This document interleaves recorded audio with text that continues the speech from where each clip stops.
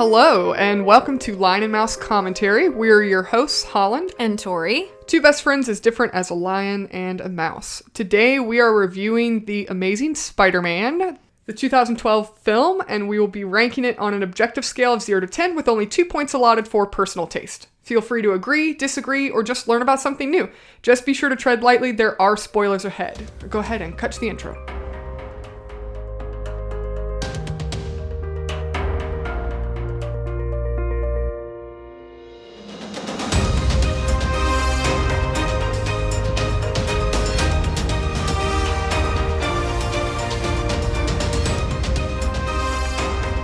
Alright, welcome to the Lion's Den. For our new listeners, we'll be breaking down the scoring system by category as we go, but the full breakdown is also available on our website. So let's get started. So today, I chose this topic. We are going to be reviewing The Amazing Spider-Man. This is actually the first episode where our topic is blind for at least one of us. It is blind for me. I had never watched either of the Andrew Garfield Spider-Man movies before prepping for this, so we sat down and we watched it, and I did not know. I went in completely blind. Right. So, however, it is familiar for me, and I do enjoy, as a caveat, as a disclaimer, I enjoy this film very much, so I wanted to share it with Tori. So this is the original intention of our podcast. It's kind of exciting. So to show things to each other. Right, and then talk about them. So, The Amazing Spider-Man is a 2012 film produced by Columbia Pictures and Marvel Entertainment and is distributed by Sony Pictures. So for those of you who are kind of new to the Marvel Cinematic Universe or familiar with the Tom Holland series, just a brief little history lesson. Spider-Man as a character in the film industry is technically owned by Columbia/Sony Pictures, which is why the Tobey Maguire film and the Andrew Garfield films came prior to Tom Holland's appearance in the quote-unquote Marvel Cinematic Universe distributed by Marvel Entertainment. So this is the official reboot of the Sam Raimi trilogy, which is the film that included Tobey Maguire as Spider-Man. Mm-hmm. So filming for this movie, The Amazing Spider-Man, started in 2010 and was released June 13th, 2012 in Tokyo and July 3rd, 2012 in the United States. It was directed by Mark Webb. It's starring Andrew Garfield, Emma Stone, Rhys Ifans, I hope I pronounced his name correctly, Dennis Leary, Campbell Scott, Irfan Khan, I'm not sure how to say his name, Martin Sheen, and Sally Field. Interestingly, it was the final American film to be scored by James Horner and released in his lifetime. It was released 3 years before his death in June 2015. Interesting. So he is a pretty well-known film composer. Right. The budget for this film was $200 to $230 million US dollars. The film was a box office success. It grossed $758 million worldwide, becoming the 7th highest grossing film of 2012. Nice. So interestingly, even though this film, it typically doesn't get a lot of love, but it was very successful financially. So brief synopsis, Peter Parker, played by Andrew Garfield, is an outcast high schooler who is abandoned by his parents as a boy, leaving him to be raised by his Uncle Ben, played by Martin Sheen, and his Aunt May, played by Sally Field. Like most teenagers, Peter's trying to figure out who he is and how he got to be the person he is today. Peter is also finding his way with his first high school crush, Gwen Stacy, played by Emma Stone, and together they struggle with love, commitment, and secrets. As Peter discovers a mysterious briefcase that belonged to his father, he begins a quest to understand his parents' disappearance, leading him directly to Oscorp and the lab of Dr. Kirk Connors, played by Rhys Ifans, his father's former partner. As Spider-Man, Peter will make life-altering choices to use his powers and shape his destiny to become a hero. So that is the synopsis listed by Columbia Pictures. Moving forward, there will be plenty of spoilers. So if you haven't seen this film and want to see it without any spoilers, now is the time to pause and go do. Exactly. So I'm going to let Tori kick it off with our first category. Okay, so for movies, the first category is plot and story delivery. We have a possible 2 points to allot for this, and I'm giving it 1.5 points. I think it's overall very fantastic, but I did have a few hang-ups. I think there are a few cliche things. At the very beginning of the movie, you get the cliche rain equals sad. So I was like, okay, well, I get it. They're just trying to set up the I guess, context of, our hero, Peter. I do think one thing that's really good about this is I think this felt a little bit more like a mystery superhero movie instead of just like beat 'em up bad guy superhero movie. And I appreciated that. At being a mystery lover that I am, I do like when we're not given all of the bad guy answers right at the beginning, and that it's kind of a slow reveal. You realize that there are more pieces to the puzzle than you originally thought, that sort of thing. And they include a lot of those elements in the story, and I really appreciated that. I thought the humor was very good. There's a really good balance between like business and fun throughout the whole thing. You don't feel like the heavy moments cloud the fun moments that come after them, and you don't feel like the fun moments kind of spoil the weight of the serious moments that come after those. And I think it's a very nice sort of like ebb and flow in that way. I think the pace is pretty decent through the whole movie. There were never any points where I felt like I was struggling to keep up or that I was ready to move on. So I thought the pace was overall very good. I do think that it might be slightly cliche, but it does make for a good motivator in a film is guilt and or revenge. And both of those come into play. So it does make an effective motivation, even though we do see it often, especially in films like this. Now, I do think that there are some tropey things. There are a lot of scenes where Peter shows up at Gwen's window and you're like, okay, the boy's at the window. You see that a lot. We see that. I mean, I think we even talked about that in our Stranger Things episode. It's like, oh, the boy's at the window. Parents don't know. So it's like, okay, well, all right, we're seeing this again. On that same kind of note, there's that, I would assume it's probably a popular scene. Again, I was watching this for the first time, but the rooftop scene between Peter and Gwen, it starts really good, and I was like really into it, and then I don't remember exactly when, but it turned a little bit odd, and I think it's this weird sort of sped up choreography, and it's supposed to show you sort of like the like speed and agility that Peter now possesses. He like pulls her in, or she like trips or something, and he like, and it comes off a little bit weird at that point, and it sort of like disconnected me from the immersion of the romantic moment, because all I kept thinking was like, why does this feel so weird now? I think there's like a weird emotional shift in that moment that like sort of breaks the good, like believable pace of the romantic scene. It's very hard to describe, but I thought that scene started so strong and then sort of like fell apart, where I was like ready for Peter to leave.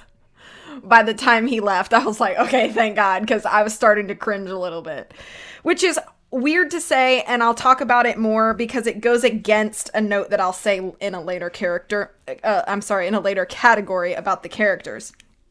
I just think a couple weird scenes like that were a little tropey, and most of them had to do with the relationship between Peter and Gwen. I have a note here that says, "Thank you, Captain Stacy, for being an adult that listens to your teenage protagonist," because it's so stereotypical that the adult in charge doesn't give a flying rip about what your teenage protagonist has to say because they're a dumb kid and they don't know anything. And that's the perception that we are given of a lot of adults in a lot of media. And I appreciate the fact that Captain Stacy has his very legitimate fatherly reasons to not really care about Peter very much.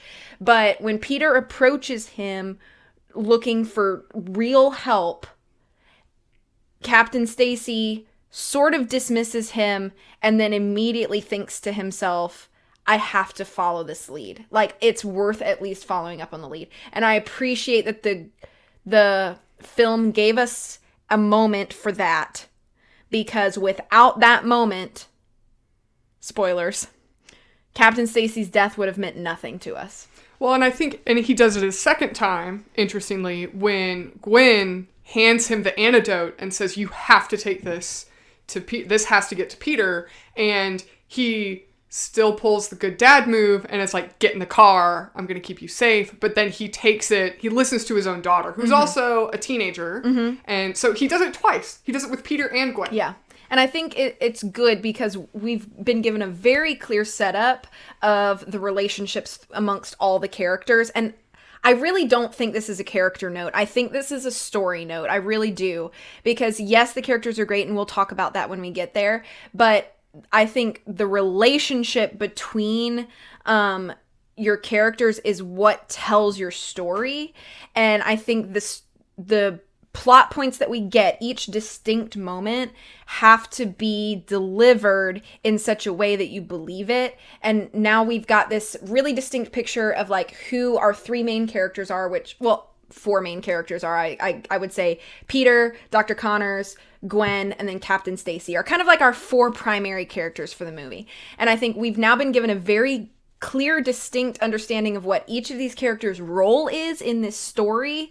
And now, by the time we get to this moment, we're like, okay, I understand how the cogs are moving together. And so now I can just sit back and understand that I can enjoy the way that this execution is running. Even if it's not necessarily happy, it's like, okay, now I have trust in the way that this story has been weaved.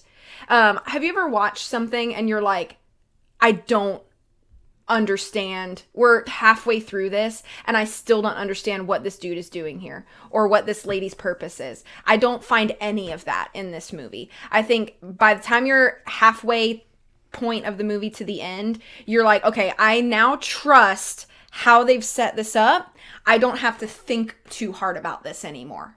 Now I'm just watching it unfold. And I appreciate that. I think sometimes movies, really any media, they want you to work really hard from beginning to end. And that gets tiresome after a while. This movie makes you work a little bit in the beginning. And then by the time you're halfway, you're just cruising at that point. And I really liked that. So that's why I consider it kind of a good positive about just the way the story is executed. And I think this kind of goes back to pacing too, and that goes all the way through to the end of the movie. I think the pacing is really good, the ebb and flow of the humor, like I mentioned, it all just works really, really well together. The only reason I took that half point off was because there are a few scenes that do seem a little tropey / awkward, and I was like, I don't understand what I'm watching right here. So that's the only reason. So yes, 1.5 points out of 2 for me. All right. So I also gave this 1.5 points out of 2 for plot and story delivery. I think it's noteworthy to say that this particular iteration of Spider-Man was pretty heavily influenced by the comic series Ultimate Spider-Man. So the Ultimate Spider-Man series was a reboot of the Spider-Man story with a little edgier, more cartoony animation style. It's not really animation, it's drawing style. Art style. Yeah. Art style. So which is why Spider-Man's his eyes on his costume were a little bigger. His I think Andrew Garfield, physically, his frame fits that kind of feel. He's definitely taller and leaner. Mm-hmm. Yeah, so a lot of that is pretty consistent with the Ultimate Spider-Man storyline.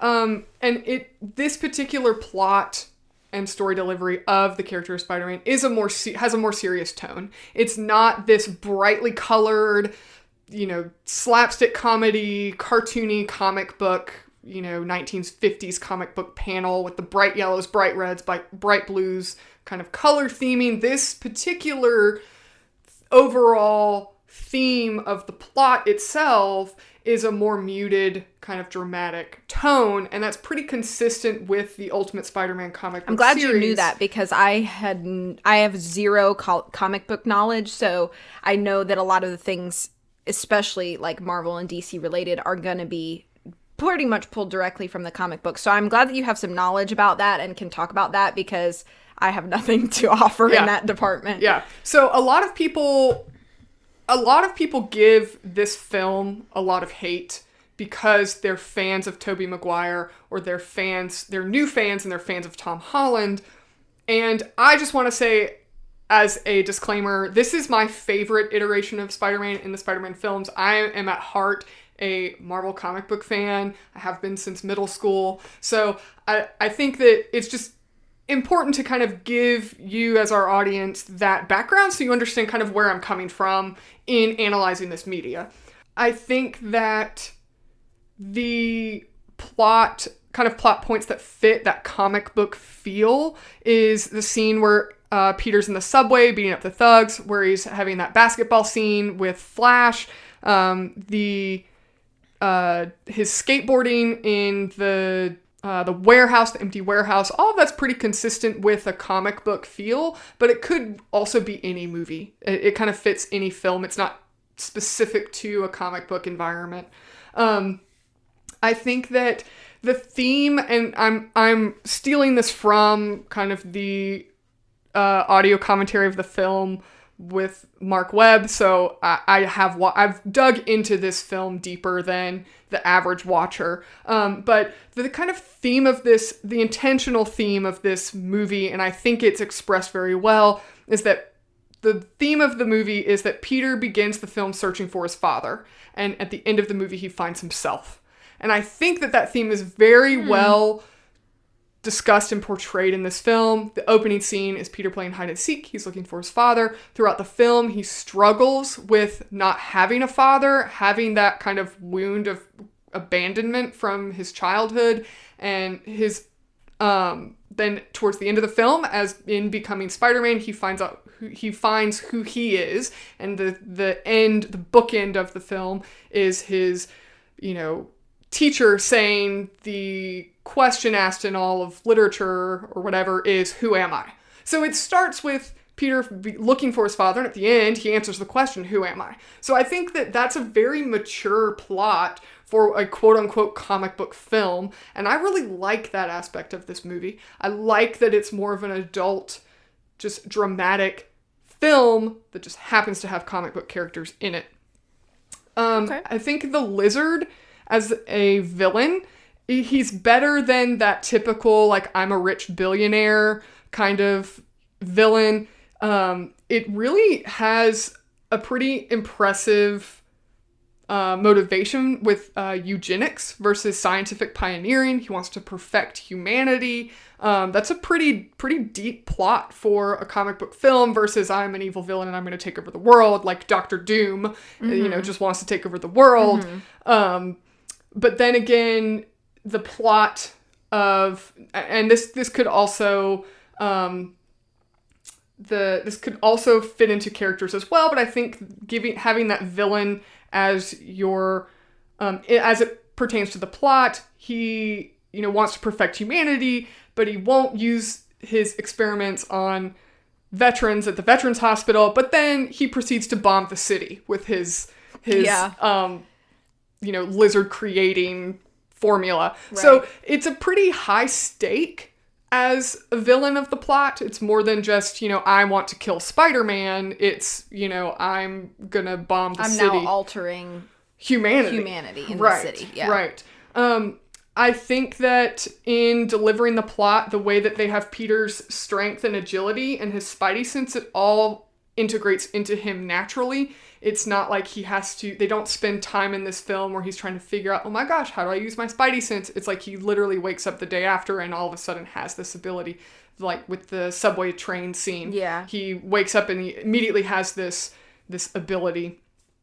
I think this movie is actually the very first iteration in film where Peter has to build and design his own web shooters, whereas the Tobey Maguire film, Peter has his web integrated into him. He produces it organically, versus Peter in this film, they really push into the kind of intelligence of Peter, and he develops his own web shooters. I like that in this part of the plot, that he builds an actual spider web and then proceeds to use that webbing as he feels the vibrations on the web when the lizards are coming down. So I think that they do a really good job of integrating Spider-Man's versatility into the overarching plot, that he's inventive and creative in different ways.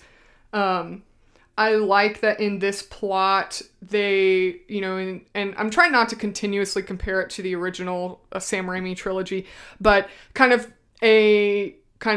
external antagonist. An external antagonist is J. Jonah Jameson, who's trying to make Spider-Man out to be this villain. Mm-hmm. In this film, you have Captain Stacy, and I think it makes a lot more logical sense that Captain Stacy is an antagonist to Spider-Man, because you in maintaining law and order, you can't have vigilante work. Right.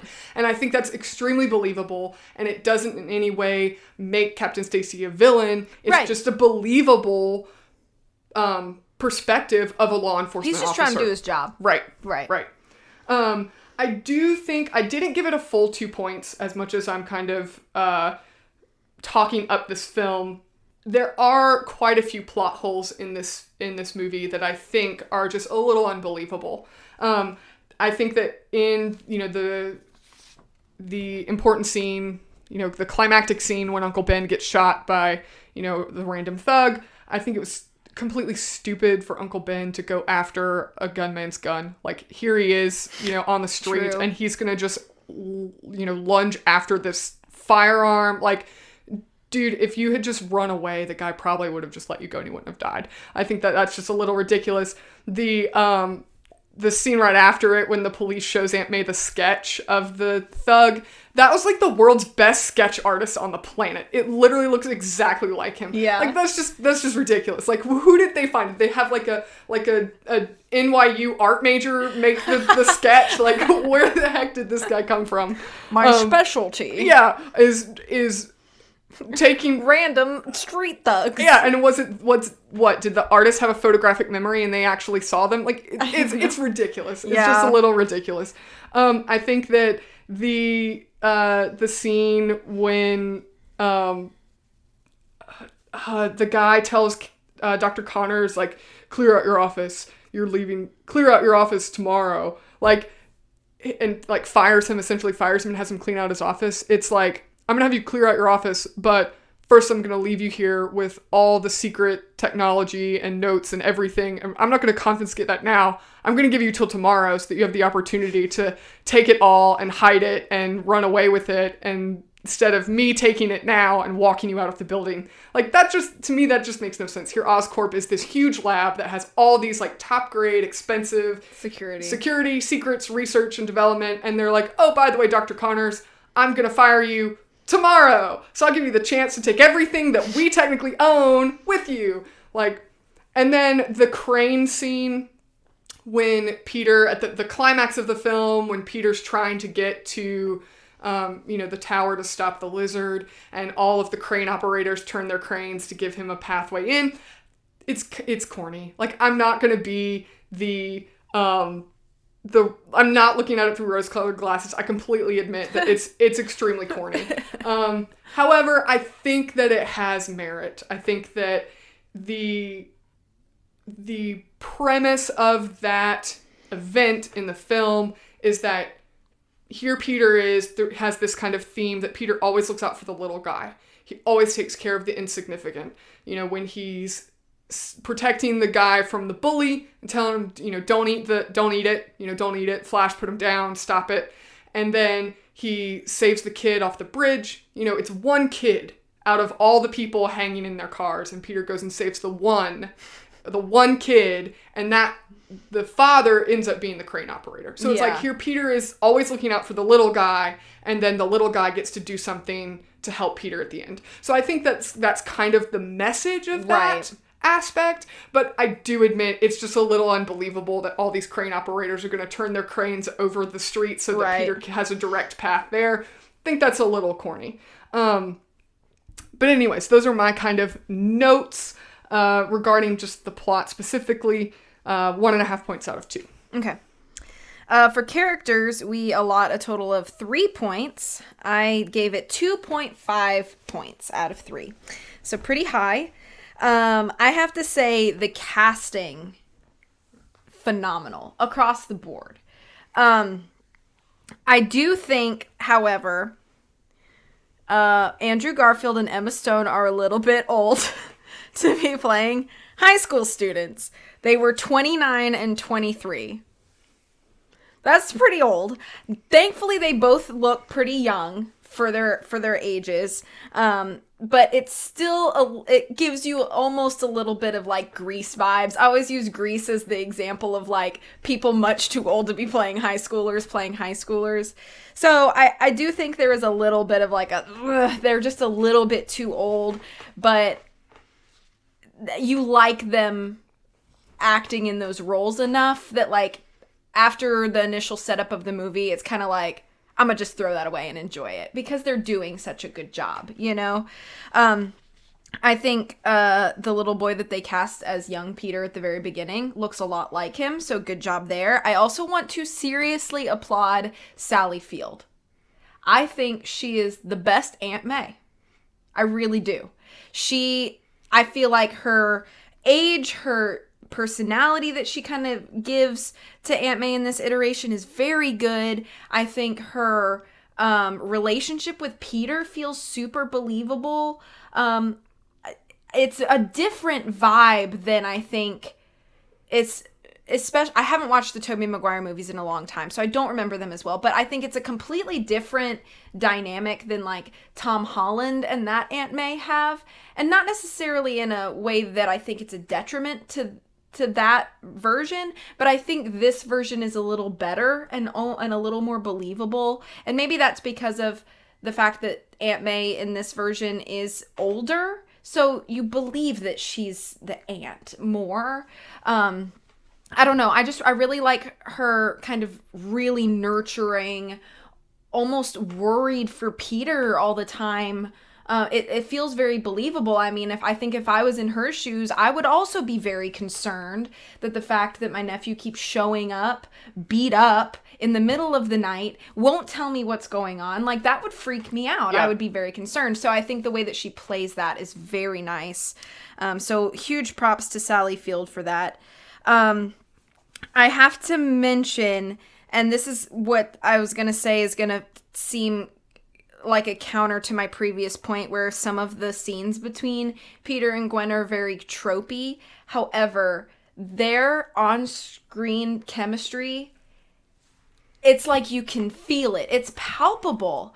And so I guess this just comes down to casting, but like they genuinely feel like they've got to be dating in real life. Like you just buy it. Like they are head over heels for each other. Like there's just no questioning that throughout the whole film, and I think that's very rare.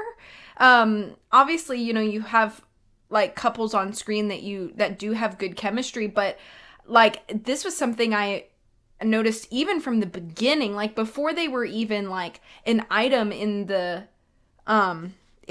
story. It's like their first interaction in the movie, it's like you can tell they're both into each other.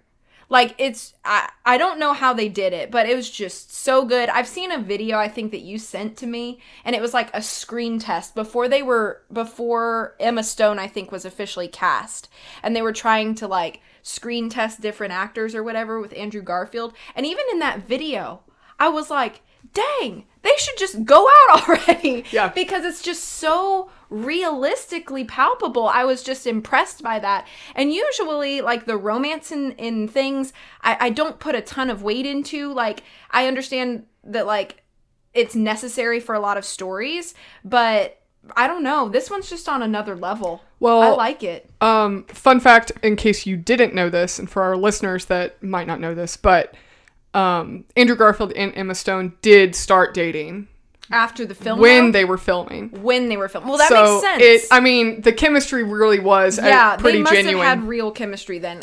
So then that makes total sense, because I don't know how you could act that way and not actually be into the person. You know what I mean? Mm-hmm. Like, you would deserve all of the acting awards if you were not actually into this person, because I can't believe that. It's like you find out they actually hated each other and couldn't stand each other. I wouldn't believe it. They would both deserve Oscars. Yeah, for those roles. I just can't believe that at all.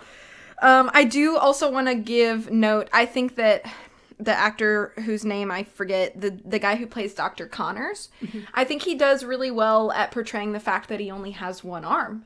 I think that's probably something that's difficult, when you don't actually have like a physical disability that way. I'm sure it's probably difficult to act as if you do.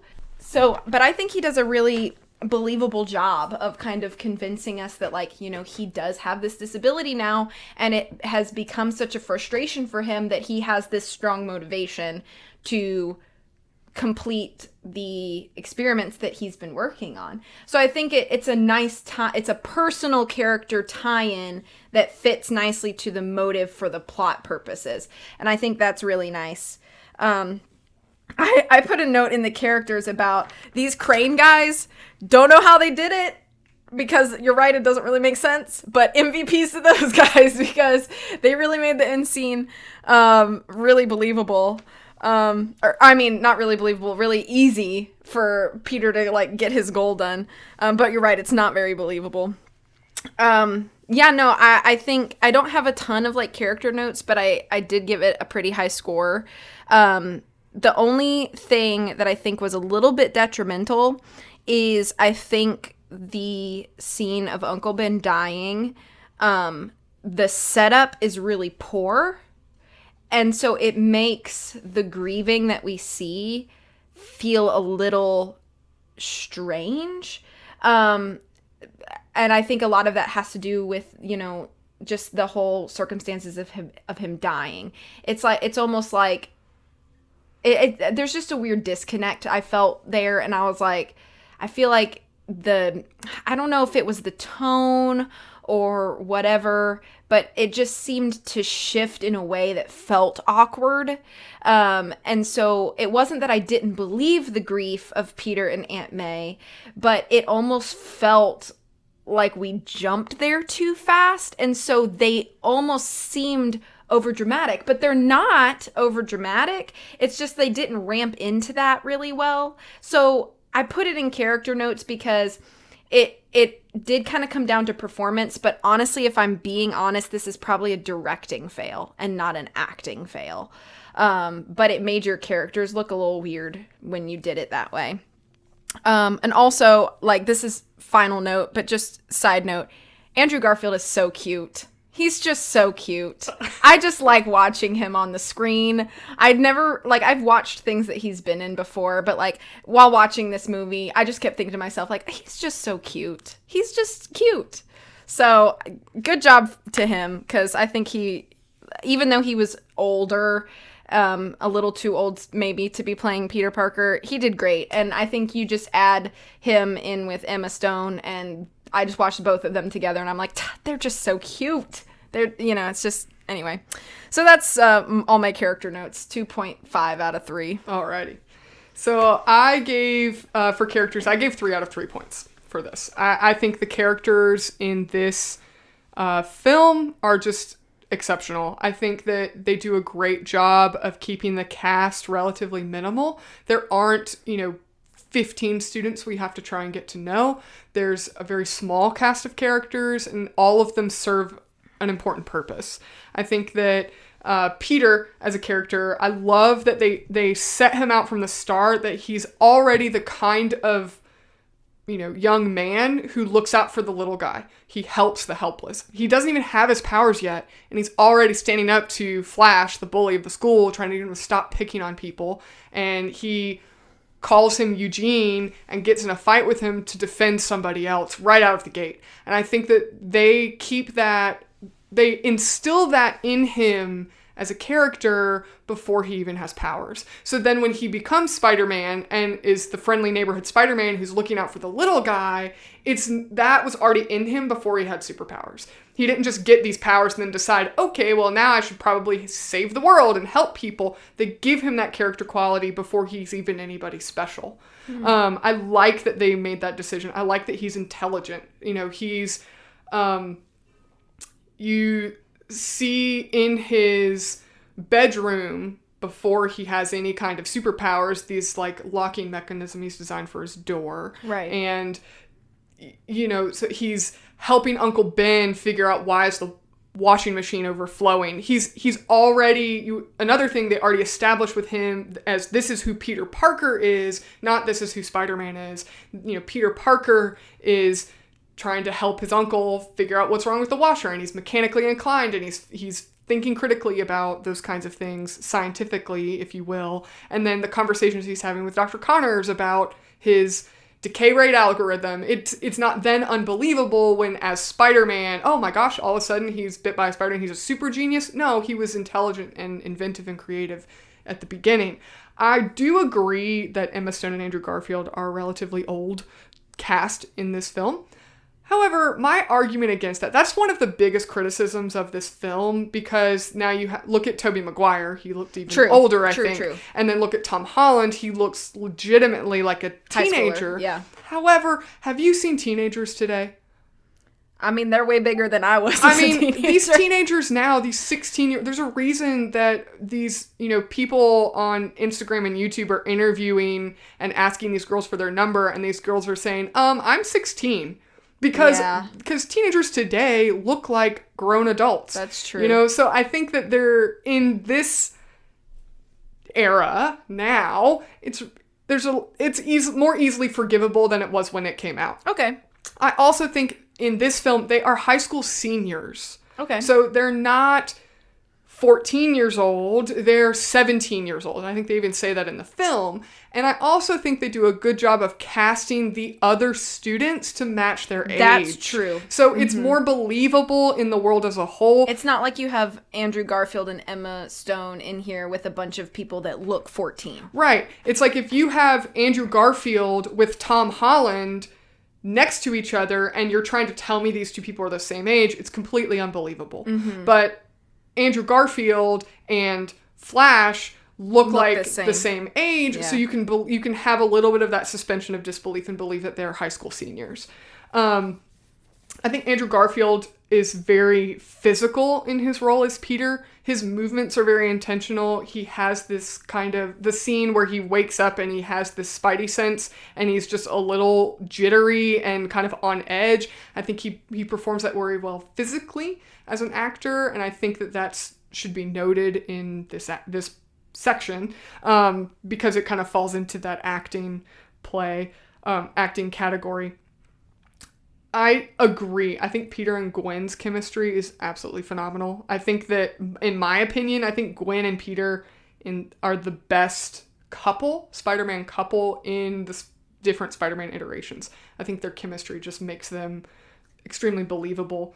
I think Gwen as a character is great. She's Peter's equal. She's not a damsel in distress. Right. A lot of times, these characters, the female lead of the hero is just this trope for him to have somebody to rescue. But I like that Gwen's character matches Peter in every way. She's the one with the Oscorp internship, not Peter. She's the one that's, they have this little debate of who's first in their class, because she's equally intelligent. And then they use that in the film. So she helps Peter with the things he needs to do. And she shows exceptional intelligence and courage and heroism in helping him in that final act to make the antidote and beat the lizard and things like that. I think one of Captain Stacy's best qualities is he is a good dad. Yeah. He's not just a good cop, he's a good dad. I think it's a funny scene when he comes to Gwen's door and she's like trying to describe to him that she's like having cramps, and he's like, okay, what do you need? It's like such a cute little moment between them, because he's like, okay, well, I don't really want to get involved, but also like, do you need something? Because I think, so yeah, he is a good dad. Right. And then he's also a good dad in the sense that towards the end, Gwen has this potential to be in real danger, and his job is to protect her. And then he tells Peter, keep her out of it. Like, that's my daughter. She does not need to be involved in all this danger that you're going to be involved in now. And I think that I just applaud, like, thank you for being a good dad and wanting to protect your kids instead of being like, sure, you can gallivant around the world and I don't care if you're in peril. I think that that's a really good aspect of his character, and I think that alone is why you care about him when he dies. Right. Spoiler. Because I already I know, spoiled everything.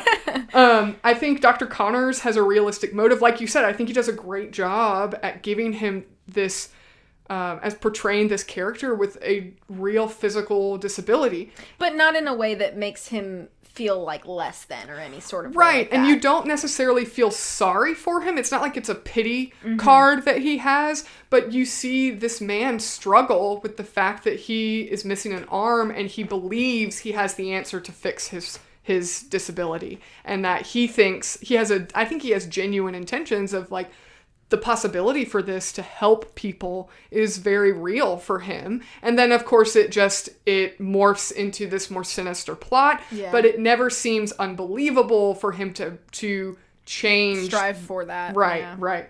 I think that Uncle Ben is probably the weakest character, and I'm okay with that because I think that the struggle that Peter has is not really deeply connected to Uncle Ben. The struggle he has is, and that the film is good at noting, is that he's angry because his dad isn't there. Right. And Uncle Ben tries to be this surrogate father to him, but he acknowledges, I'm not your dad, and I can't be your dad. I think that's very, very commendable in a film for that character that kind of has to step in as the surrogate father, acknowledges like, I'm not your dad and I'm never going to be your dad. I'm just doing the best I can to try and fill that role. But the pain that you have because your dad is not here and you feel abandoned by your father, I'm not going to just swoop in and fix that hurt. And I think that that's a great aspect of this film that's very rarely touched on in film. And I think that, for example, and this is not in any way to bash this movie, it's just the different direction that they took. Tom Holland doesn't have his parents or his uncle when you first meet him as a character, and he has no problem with that. There is no trauma, there's no wound, there's no struggle with that part of his life. It's just not a facet of his character the way that it is for Andrew Garfield. Exactly. And I think that this film does a great job of exploring that without it overtaking the character, and now you can't even like him because he's this angsty, angry, wounded teenager. But they do, I think, accurately explore a very real pain and hurt that a lot of people experience. I think Aunt May, the fact that you kind of already touched on, the fact that she can't sleep because Peter's out and that he comes home with all these wounds and injuries, and she, has all these secrets. And I think it's very interesting. One moment that I really, really enjoy in the film is when Peter finds his dad's briefcase. You can see Aunt May and Uncle Ben look at each other, and they've realized that Peter has found something very significant. And then later, where Aunt May cautions Peter about having secrets. And I think that there's this underlying... Is she the one that says secrets have a cost? Yes. Yeah. And I think that was a great line. Yeah. I think that having that undertone that both Aunt May and Uncle Ben know that Peter's father had some pretty significant secrets, and now here Peter is with a pretty significant secret, and they're acknowledging that there is danger in all of that. I think that the overall, just all of those aspects of characters are just very, very deep. And yeah, it's a little dramatic, if you will, quote unquote dramatic for a comic book film. But that's something that I really enjoy about this movie, is that these characters really could be anyone. It doesn't have to be Spider-Man and the people in the Spider-Man universe, that they're all developed very thoroughly and with real attributes that anybody could have and relate to. So all in all, I think that I really don't have a lot to say negatively. I think that in general, the only really negative things is, one, I think that Gwen cares, she puts too much weight in the school nurse. I think she asked Peter like 4 times, you should go see the school nurse. And I think that's ridiculous because everybody knows that the school nurse is just going to give you a bag of ice and tell you to go back to class. So I think that is a little ridiculous. And then the other thing, I think that Uncle Ben, when he's kind of chewing Peter out for the basketball scene where he kind of shows up Flash to kind of quote unquote get revenge. Mm-hmm. The first time I saw it, I was like, yeah, Uncle Ben's right. And I think every time I've watched it afterwards, I like Uncle Ben less and less and less. Because it's like, dude, you know what Peter's gone through. True. And you know he's a stand-up guy, and he's not just... I know he's cautioning him against revenge, but at the same time, it's like... Okay. Like, this kid has been through the ringer. Like, can you blame him for having one moment where he just snapped? Yeah, like, and took action against this bully that's given him hell for probably... it's not like he just beat up some rando. Right. You know? And in that moment, Peter was looking out for the little guy. Like, Flash knocked over that girl's paint, and Peter's almost taking up for her rather than getting revenge for himself. Right. So I think that's a little unwarranted, and it kind of makes Uncle Ben unlikable, and it's kind of unfortunate that that scene precedes his death, because I think that it makes you a little less concerned that he's died, because you just had this moment where he was kind of unlikable. But overall, I don't think that, for me, that's not enough to remove any points for the characters. So I'm sorry. I know that was a long hot take on the characters of this movie, but 3 out of 3 for me. Okay, so our next category is aesthetics. 2 possible allotted points. I gave it 1. I tend to look at aesthetics a lot more critically than Holland does, and she tends to look at characters a lot more critically than I do, or maybe plot. I don't know. But aesthetics is kind of where I find like weird things to nitpick. So I'm sorry for the nitpicks that I have found. I'll start with some positives though. Near the beginning of the movie, there's that shot in the attic where the light is coming through and he leans down and it's all in shadow. Beautiful. Beautiful shot. I love shots like that, especially because this movie did not use them excessively. When you use a beautiful shot excessively, it loses its impact. And it didn't happen like that. They gave us a beautiful, impactful shot, and then they moved on to something else. They didn't drag it out. They didn't do it 4 more times. And I like that kind of thing in any sort of visual media. There's some other great shots too. There's a great shot through the door. I think this might have been after the rooftop scene. Peter sort of storms out and you see it's like a long shot through the door, or maybe it's another scene. I don't remember. There's some scene where Peter like sort of frustratingly leaves in like a hurry, and there's just this long shot through a door. It's like from far away, but it looks so good. Or maybe it's in the house. Is that when he slams the door and it breaks? Yes. Yep, when he slams the door and it breaks, but you see through the door windows, and it's just a really nice, like, effective shot. I like things like that.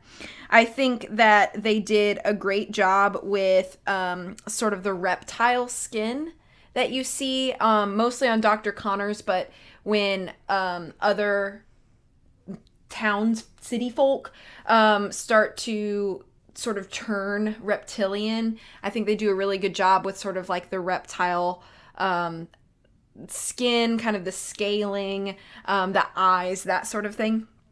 I think the CGI is starting, when you see like full CGI, the lizard, it's starting to look a little dated, but not yet to the point where it breaks your immersion. However, I do think perhaps in 5 to 10 years, we're going to have got past that point where people are going to watch this movie and they're going to be like, oh, gross, look at these 2012 graphics. So I think we're not quite there yet, but I can see it happening soon, because it does look it starts to look a little cartoony when he's kind of full CGI. But right now I think it's okay. Now, some of the negatives are, when Peter is on the computer and you're looking at those websites, those are some pretty dated websites by now. I'm not a fan of the slow-mo basketball jump things. I'm like, it's a little bit campy. It feels a little campy to me. I think maybe at the time they were cool shots, but I think now they seem very indicative to the time in sort of a bad way. There's also some incontinuity in this movie. One example of that is when he's in the school and he gets approached by Gwen, and in the scene, he pulls both of his headphones out of his ear. And then we cut to like a slightly different angle, and his right earbud is still in his ear. And I think I made you go back and play it a couple times because I was trying to make sure I was seeing it correctly. But that's exactly what happens. So he pulls both his headphones out, and then the next shot, we see his right headphone still in his ear. And I was like, dang it! Script supervisor should have caught that because I feel like it's very obvious in the scene. I think, though, to be fair, as someone without a film background, I don't think anyone in the world would catch that. Well, I did. But yeah, so that was just some incontinuity. I do think the sound design is pretty good in this game. It's a movie. Movie, my brain. I do wish that they would stop using dinosaur-esque sounds for all reptiles in movies. Because once again, we get dino screeches for lizards. And I'm like, ugh. So that was like the only thing about the sound design that I'm like, can we please do something different this time? But I think everything else is really good. They use a lot of sound transitions from one scene to another. Like after Peter gets bit, there's like a screeching noise that grows into the subway. And then we cut to the subway. And I really like sound transitions that way. I think they're a very effective editing tool. I think they're very good at telling the story. And especially if you can get two things that are not like each other at all to sync up with one common sound. I think that's a great, very creative tactic, and they did it really well in a couple things. That's just the one example that I wrote down. So I think whoever was their sound design team really did a great job with those sorts of things. Did I have any other notes? I think the fight choreography is pretty good. I don't think it's necessarily complicated. However, I think it's very fitting. I think you buy that Andrew Garfield's Peter Parker is capable of doing these things because of other things that we've seen him do, the subway scene, the fight with Flash, those sorts of things. So when you get to the point where he is fighting off baddies, being a vigilante, you buy it. You're like, okay, yeah, he's capable of doing these things, but it never becomes super like flashy or show-offy. And me, for one, I actually appreciated the fact that fight scenes did not seem to really drag on. I feel like some superhero movies, you're watching one fight for 40 minutes and you're like, I'm ready for something different at this point. I'm tired of watching these guys throw the same 4 punches at each other and then talk a little bit and then throw some more punches or whatever. And I think this is a problem that some of the Avengers movies have. Is I understand that those movies are basically built around large fights, but I like it when fight choreography is precise and concise enough that we see our protagonist get in there, kick the butt he needs to kick, and then move on. Like, that's all we need. We don't need all of the extra fluff. So I appreciated that. So all of that to say 1 out of 2 points for aesthetics for me. All right. I agree. I do think that I'm less critical of aesthetics and you tend to be less critical of characters. So I gave this 1.5 points out of 2 for aesthetics.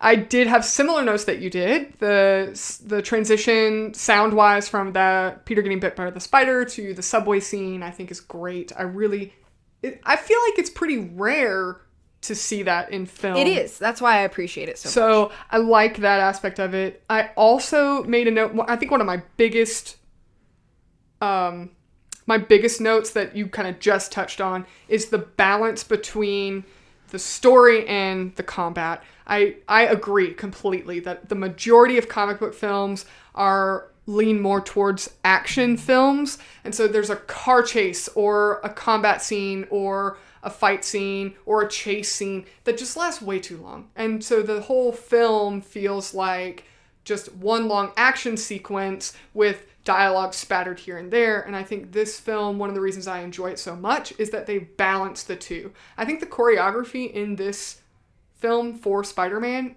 is excellent. I think they do a great job of Peter using his web shooters creatively, the fact that he's extremely agile. They use his agility where it all feels very organic, that Spider-Man would actually be doing this rather than a man on wires being kind of thrown around the set. He feels very weighted in his combat versus when the stunts are done in those kind of fly rigs. Right. It feels like they're hanging in the air way too long. They're flying backwards way too smoothly. And I feel like the combat in this film really feels like it's happening in frame, even in the aspects where it's CG. On that note, I do think that a lot of the CG holds up, but not all of it. The scene particularly that kind of bothers me is, and I don't know, I should have looked it up. I don't know if it's done in camera or not, but the scene where Dr. Connor's his hand has grown and that casing kind of comes off of it and you see this fleshy hand and he touches the light bulb and he feels the heat from the light bulb.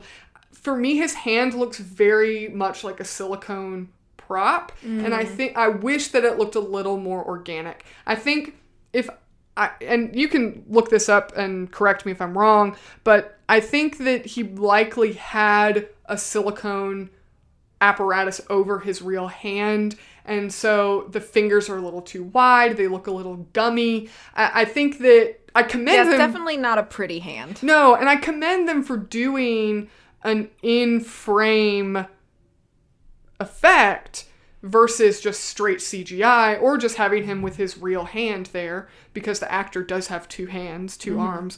But I wish that it looked a little less. The texture, I think, is what gets it for me. It looks kind of gummy and silicone. Could it be explained away as it's like new flesh? I like when you have like a burn victim or something and like the top layers of skin kind of reveal the skin underneath and it is a little like shiny and like weird. Do you think it could be explained away as something like that? I think so, except for the fact that I think his fingers look way too wide in comparison to the other hand. So I think that overall I personally prefer in-frame practical effects versus CGI effects. I just think they tend to hold up better, but I think this is one aspect where it doesn't. Okay.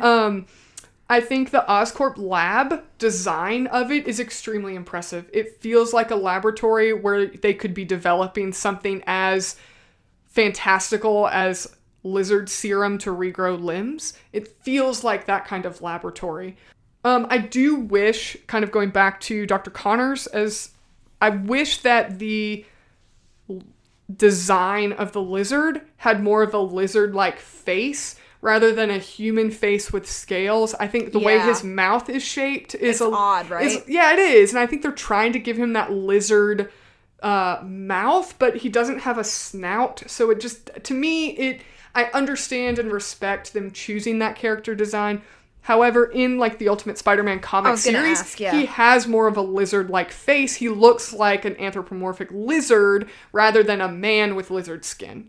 So I wish that he looked more like the lizard comic version versus the creature from the Black Lagoon is what he kind of looks like to me. Okay. There are a couple times where I think the music in the action scenes is really, really loud. The score is just overwhelming. You have to turn the volume down on your TV, and that's one of my pet peeves in film. I think we talked about that pretty well in Super 8 too. Yeah, and one thing I think could be completely avoided is the scene towards the end of the film where Gwen comes to Peter's doorstep and it's raining outside and she's telling him that he wasn't there for her father's funeral. I think that I don't know why they didn't mitigate this, but the sound of the rain is so loud, you can hardly hear the dialogue. And I feel like that's something, there have been scenes shot in the rain for decades, and that's never really been a huge issue in film. So why is it an issue in this film? And they could have fixed it too by having the actors ADR their own lines over themselves back in the studio. Yeah. You know what I mean? Yeah. So that they're like, oh shoot, we didn't even catch this during filming. There's a way to fix that. Right. In like post-production. Right. It's completely avoidable. And I think that I like that you can hear the rain and it sounds like you're hearing the rain that's in camera versus hearing a sound effect played over. But I think that it's almost unmistakable and distracting at how loud it is compared to the dialogue. One thing I do just really want to touch on is the Stan Lee cameo of the library scene. So fun. I think that is just so much fun.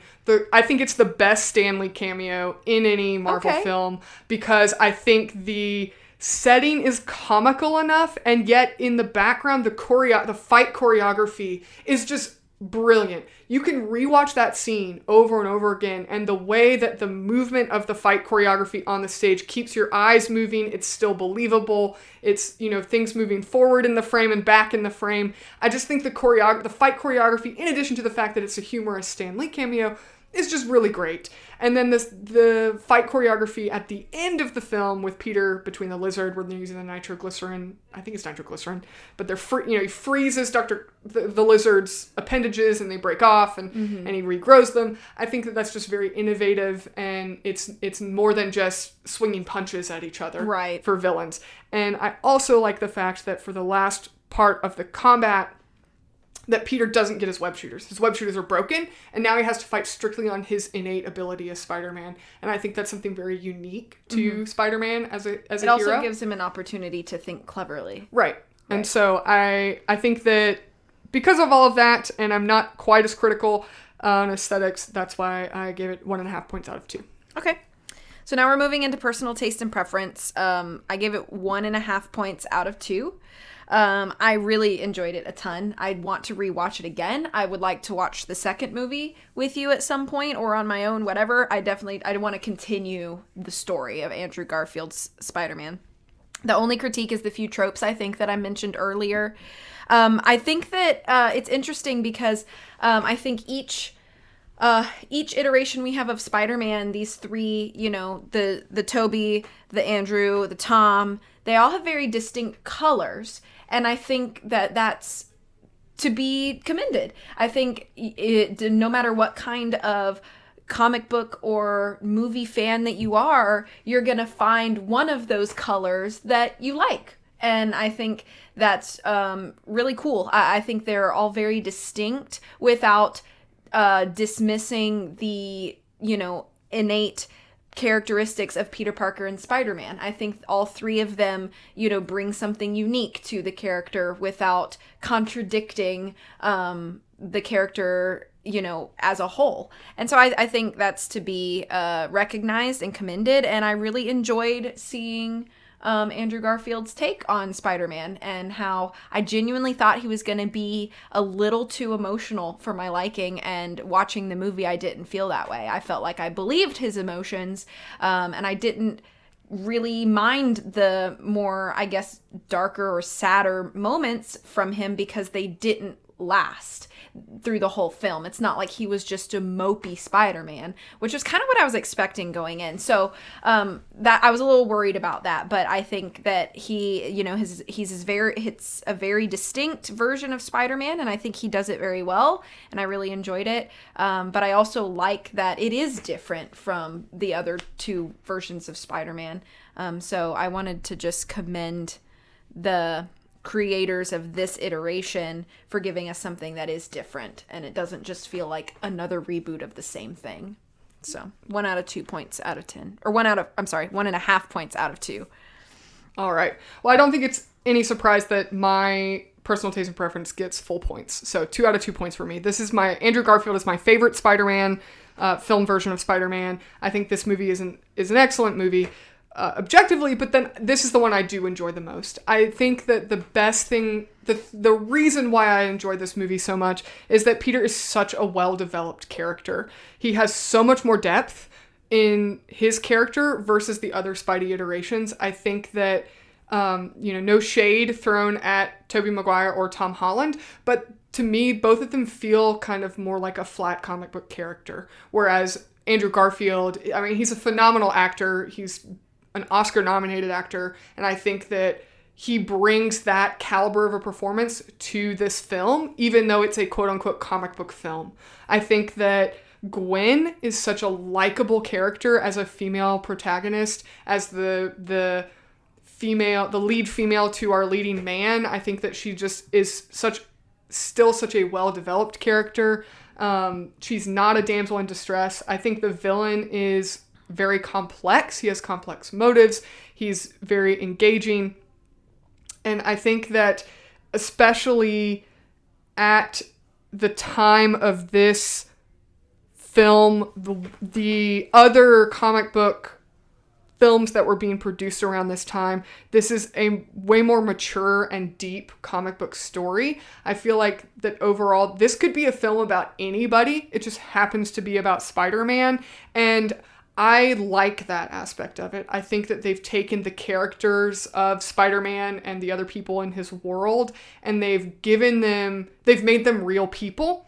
And then, of course, the circumstances of Spider-Man still apply to them, but the characters don't feel like they came out of a 1950s comic book page, or like it doesn't feel like the Adam West Batman character version of Spider-Man. It feels like a genuine artistic take on Spider-Man where they're real characters and real people. And I think it just draws, for me personally especially, it draws you into their world and you're rooting for these characters and this story. And it doesn't even bother you that these are fantastical comic book characters because you care about them as people. And the consistency of the characters just thread throughout the whole origin story of Spider-Man in a way that is kind of a fresh take and engaging. So I know that Andrew Garfield's Spider-Man in the newest Spider-Man film, what is it, No Way Home? Is that the newest one? So I know that in No Way Home, Andrew Garfield's Spider-Man character got a lot of love, and I'm kind of excited that he got so much love from people that dismissed him as a character. This film's been had all the shade thrown at it and been swept under the rug as the worst Spider-Man film. And I hope that people that enjoyed his character in No Way Home can come back and enjoy this film, because personally I just think it's so great and I think it's done really well. So no surprise there, 2 out of 2 for me. I think it's great. Okay, great. And the last category we have is creativity, which is 1 possible point, and I gave it that full point. My biggest example for why I gave it full creative points, I was blown away at, near the end, the whole sewer web system that Peter sets up so that he can feel the vibration and know, because when you're down in the sewer, sound bounces so much, it's very difficult to know from what direction is your enemy coming. So the whole sewer web thing, I was like, whoa, that's so brilliant. Oh my gosh, we've never seen that before in a Spider-Man film. He's using his webs for a very sort of logistical, tactical use instead of combat or flying, which is really the only reasons that you see a lot of the web usage. So I was just super impressed by that. So yeah, and it's the way that a spider uses its web Correct. And detects its prey. So it's very consistent with the spider aspect of Spider-Man, because that's how a spider finds out that something's in its web. It's the vibrations on the threads itself. Yeah, and that way he could also track the movement of the other lizards that were being drawn to Dr. Connors. So I thought it was just incredible. It's great.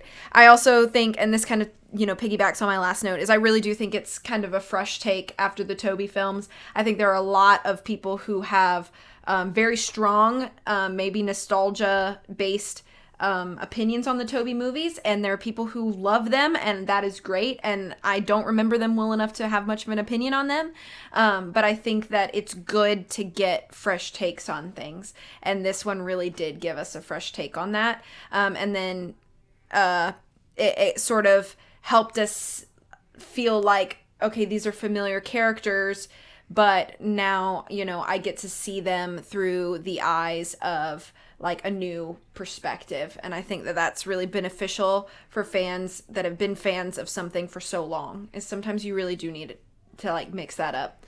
So full point for creativity for me. All right. I also gave it full points for creativity, so 1 out of 1 points for me as well. I wrote down that this movie walked so Tom Holland could run. I think that prior to this film, the Peter Parker as like this kind of loner outside character was, you know, kind of a loser. Like Tobey Maguire's iteration of him, like Peter was kind of the one, he was the one being picked on and the loser. And this one really opened the door to incorporating the classic like webhead cracking jokes, you know, goofing around, having fun, toying with his villains, kind of like a, you know, toying with his prey, like a spy, you know. And I think that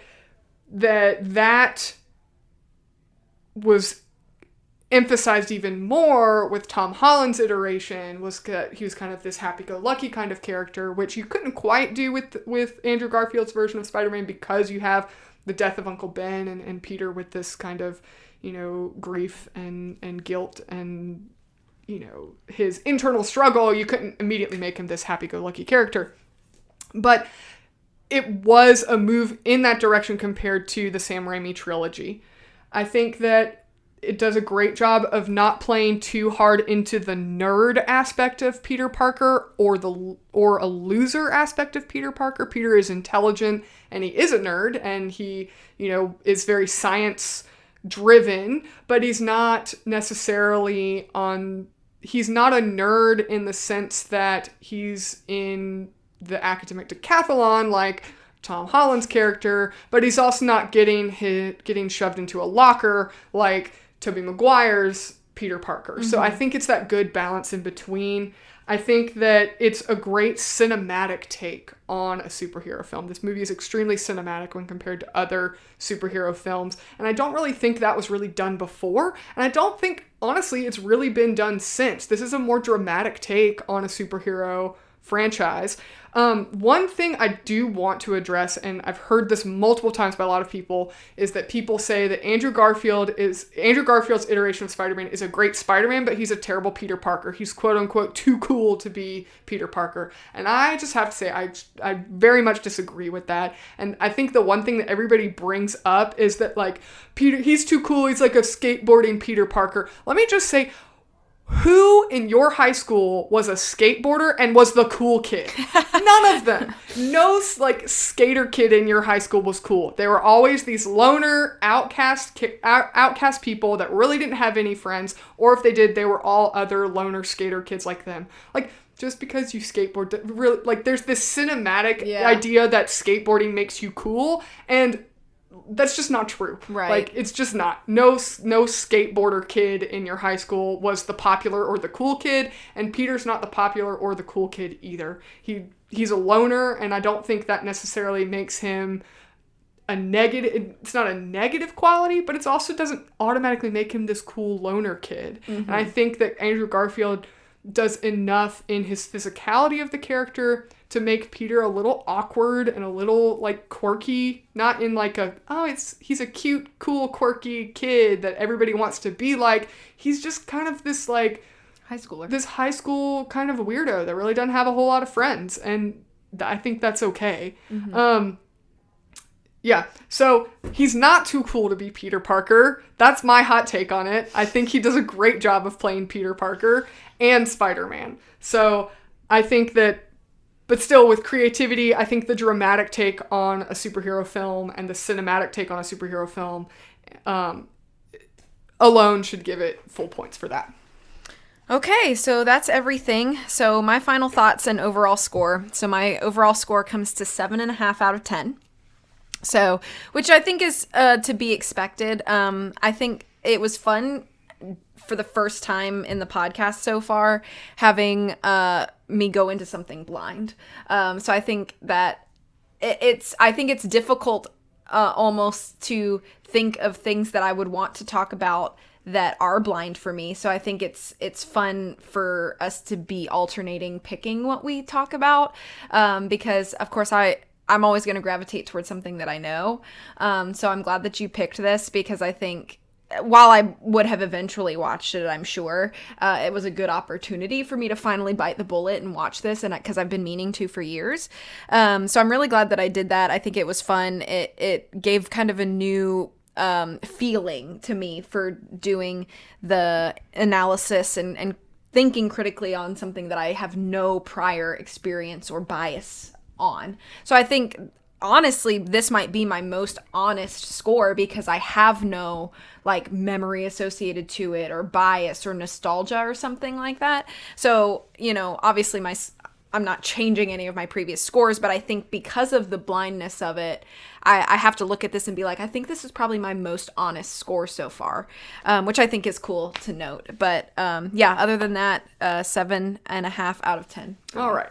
Not surprisingly, my score is a little higher, but I did give it a 9 out of 10. Wow. So I think this is one of my highest scored rankings out of all the media we've done so far. I think this tied with your Twilight Princess and Lion King. Okay. Yeah. So I think that just overall, as a film, as a standalone film, in the quality of a film, regardless of content, but then also its take on a very beloved and character that is very special to a lot of people. I think that this film does a great job at that.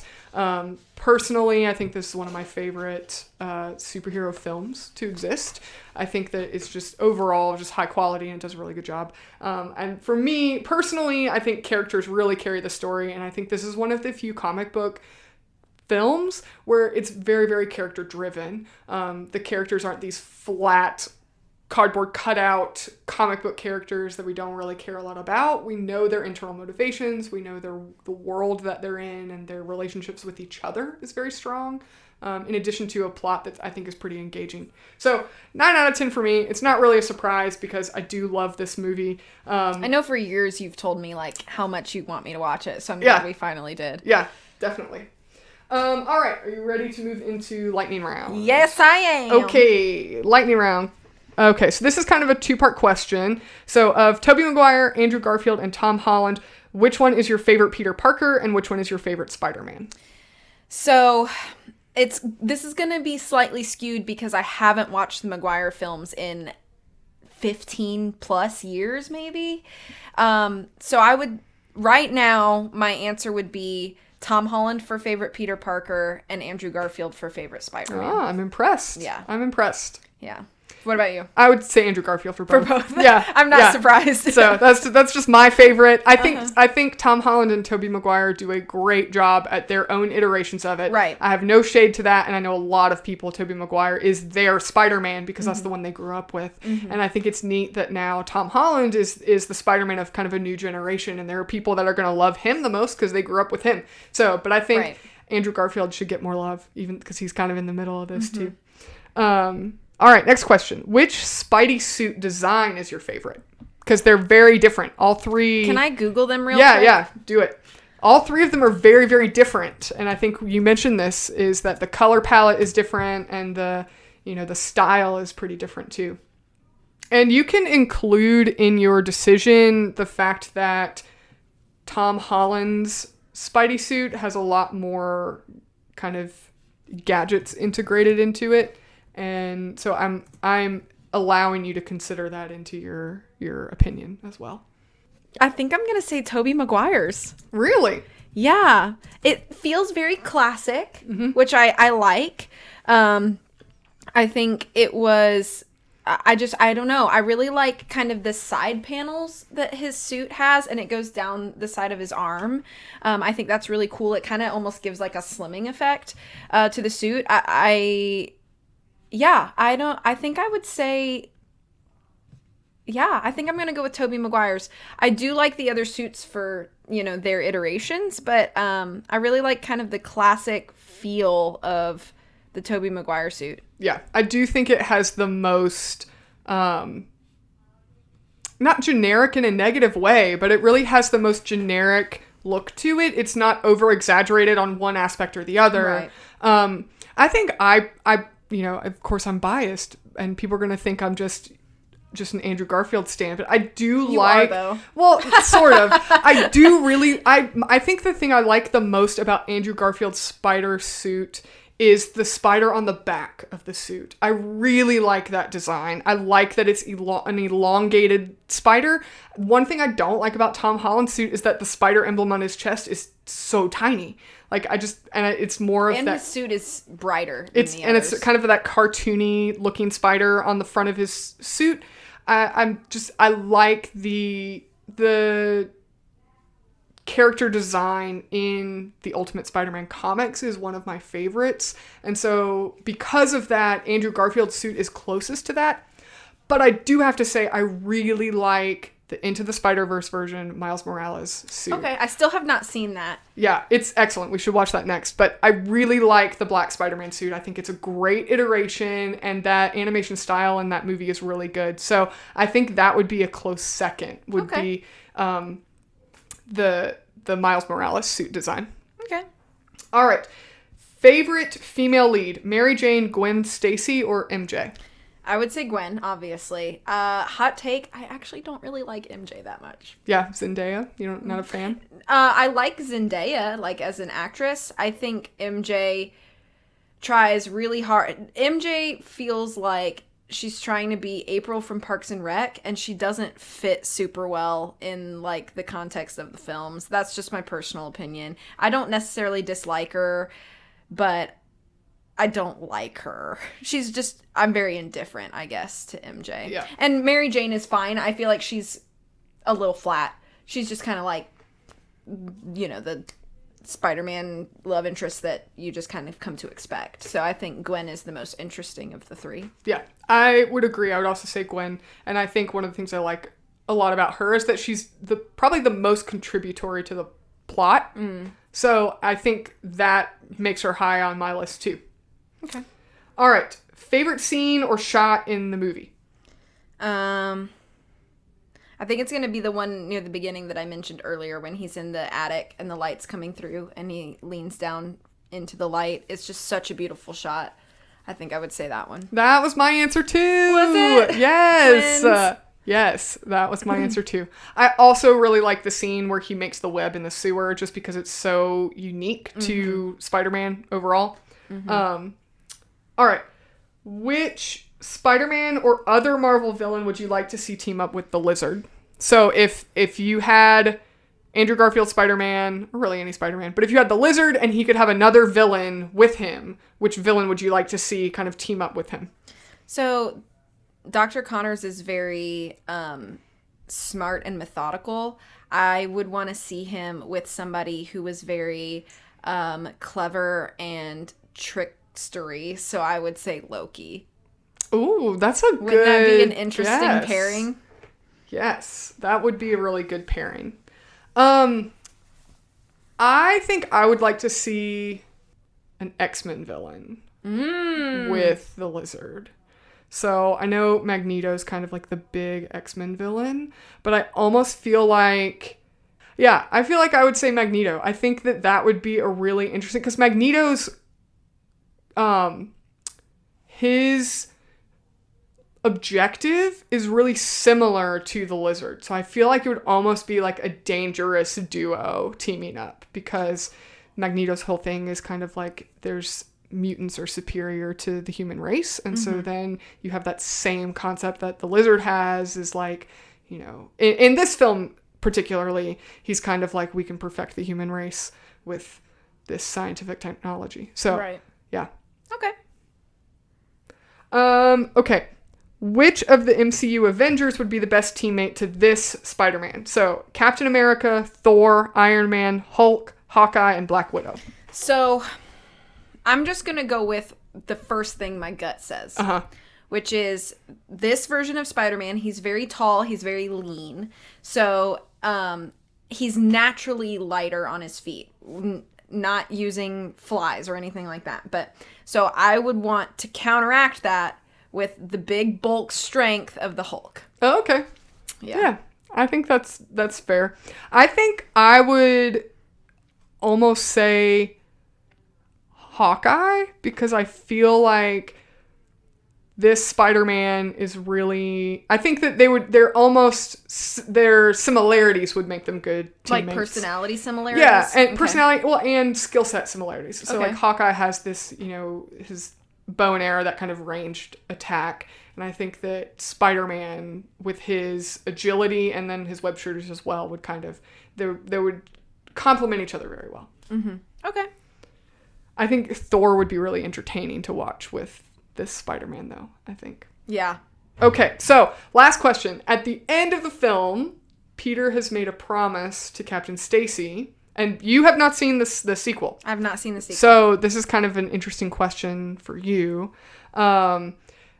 Peter makes a promise to keep Gwen, like to stay away from Gwen, to keep her out of harm's way, basically. And he makes that promise to Captain Stacy. And at the end of the film, he is keeping that promise, but he insinuates that he's probably not going to. So my question is, should Peter keep his promise?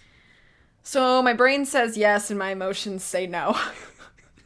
Very conflicted, because obviously they're great together, and I like seeing them on screen together, and I want to see more of that selfishly. But do I understand that for the safety, he should? Yes. So I think if I was 10 years younger, I'd be like, no, absolutely not. But now I'm kind of like, I really get it, and he probably should. Yeah. So I'm conflicted. Yeah. Well, I've seen the second movie, so I'm not going to answer this question. Okay. So, because I don't want my answer to spoil your expectations of the next film. Okay. So, but that's fair. I wanted to ask you that question. Okay. So. Alrighty. Well, thank you for joining us on this episode. We look forward to having you back next time. You can follow us on our social media, as always, at Lion and Mouse Podcast on Instagram and Lion and Mouse Pod on Twitter. You can also find us on our website, lionandmousepodcast.com. On our website, we have our rules of engagement, scoring sheets you can do yourself, all kinds of fun stuff, content links to the things that we featured in this and previous episodes. Please also give us a 5-star review on whatever podcast platform you're listening on. It really helps us a lot. That would be awesome. Yep. And then we also have a suggestion box on our website where you can either shoot us an email or fill out the form, give us an idea of what you'd like to hear next. Thank you guys so much for listening. It means a whole lot to us just to have you engaging with us. If you have any suggestions, we're ready to listen to you guys. All right. Thank you guys so much for listening. We will catch you guys in the next one.